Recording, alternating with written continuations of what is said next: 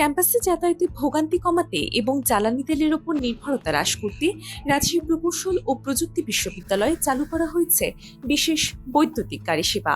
প্রাথমিকভাবে এই সুবিধা পাচ্ছেন বিশ্ববিদ্যালয়ের নারী শিক্ষার্থীরা। হ্যাঁ, আমরা অবশ্যই অনেক খুশি। আমরা আমাদের নিজেদের ক্যাম্পাসে নিজেদের প্রফেসররা স্টুডেন্টরা মিলে এটি বানিয়েছেন, এটা আমরা খুবই খুশি। ইভির সংখ্যা যদি আরেকটু বাড়ানো হয় আমাদের জন্য আরো বেটার হবে। হয়তো এখন হচ্ছে অ্যাডমিন বিল্ডিং থেকে হল পর্যন্ত দেওয়া আছে রুট, আরো হয়তো সংখ্যা বাড়লে হয়তো ডিপার্টমেন্ট পর্যন্তই নিতে পারবে। বিশ্ববিদ্যালয়ের যন্ত্রকৌশল বিভাগের তত্ত্বাবধানে এবং ইউজিসির অর্থায়নে গবেষণা প্রকল্পের অংশ হিসেবে তৈরি করা হয়েছে এই ইলেকট্রিক্যাল ভেহিকল ইভি, যা উৎপাদনে খরচ হয়েছে 6 লাখ টাকা।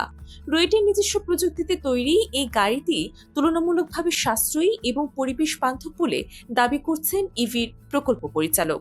আরেকটা সমস্যা ছিল জ্বালানি তেলের দাম পাওয়া যাচ্ছে না, ক্রাইসিসের কারণে ভিতরের বাস সার্ভিস গুলো বন্ধ হয়েছে।